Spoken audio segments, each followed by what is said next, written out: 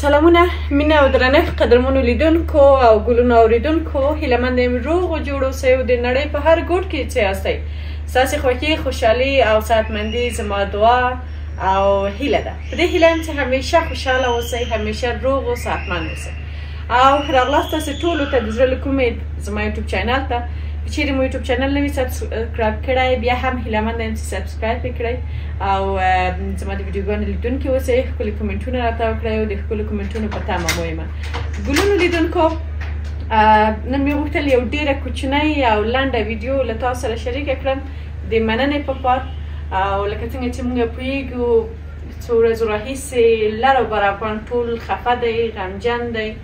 زړه یې مات دی او په زړه کې یو څریکه ده هغه هم د ځوانیمرګ شهید ګیلهمن د مړینې په پار باندې او د همغه په خاطر ما هم یعنی زړه مو خوشحاله نه دی انرژي نه لرو او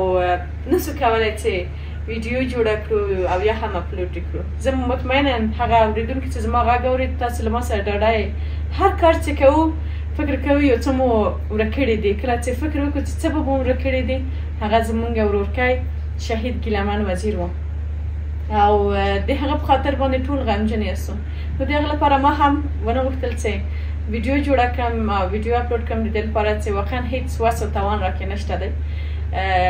واقعا داسې فکر کوم داسې احساس لرم چې د خپل کورنۍ غړی مې له لاسه ورکړی دی او هماغه ټپه رښتیا هم ده چې وایي د ګیلهمن فاتحه چا ته وکړم هر یو افغان وایي چې ورور مې مړ دی دا واقعیت دی دا رښتیا ده هغه څوک چې په وطن مین وي هغه څوک چې واقعا له انسانیت سره مینه ولري حتما د ګیلهمن وزیر په مړینې باندې غمجن دي او دردمند دي په هغه ورځ چې ګیلهمن وزیر شهید شو ما یو څه کرښې ولیکلې او ومې غوښتل د یو لنډې ویډیو په ترڅ کې هغه ووایم او له خپلو هیوادوالو سره مې د خپلو خویندو ورونو سره مې شریک کړم تر څو د خپل د زړه درد لږ څه کم کړم اصلا مې فکر نه کوم چې له دومره ښه استقبال سره به زما دغه کوچنۍ ویډیو مخامخ سي هغه هم په ټولو ټولنیزو رسنیو کې په ځانګړې توګه زما په یوټیوب چینل کې چې په 2 ورځو کې تر 12 کې ویو یې اخیستی او ډېر ښایسته کومنټونه ډېر ښکلي کومنټونه اخیستي نو د هغه په پار ما هم غوښتل لیدونکو چې له تاسو څخه یو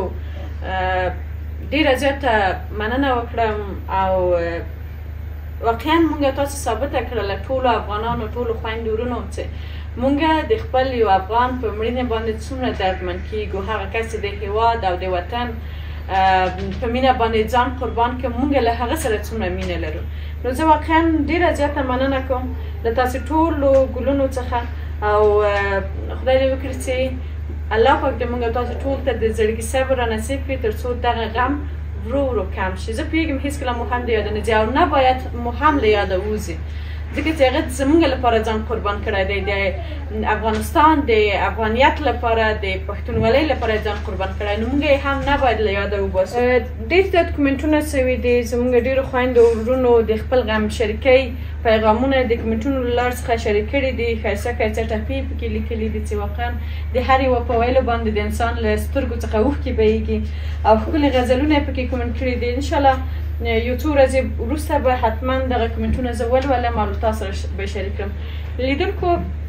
ما چې دغه ویډیو جوړه کړې وه د دې لپاره چې یو خو ستاسو نه مننه وکړم او یو درته وایم چې واقعا موږ او تاسو ټول غمجن یو الله پاک دې زموږ او ستاسو غم کم کړي او د دې تر څنګ د څو ورځو راهیسې ماشاءالله زما میلمانه راغلي دي او ما یوازې یوه ویډیو اپلوډ کړله چې هغه هم زما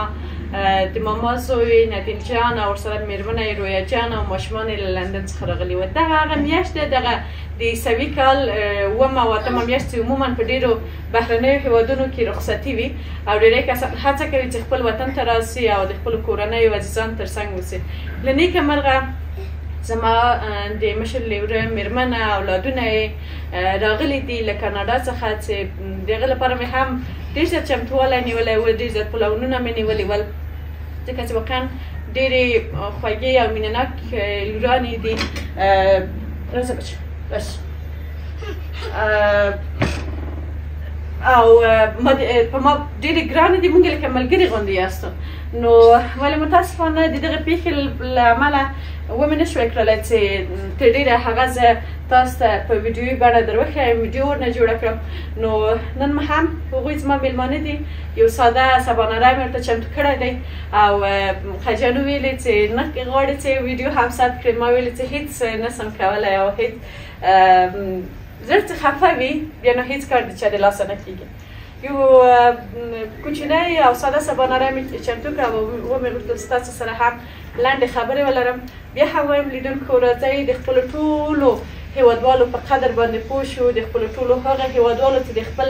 هیواد لپاره د خپل وطن لپاره کار کوي یو څه جوړوي یو څه زحمت باسي او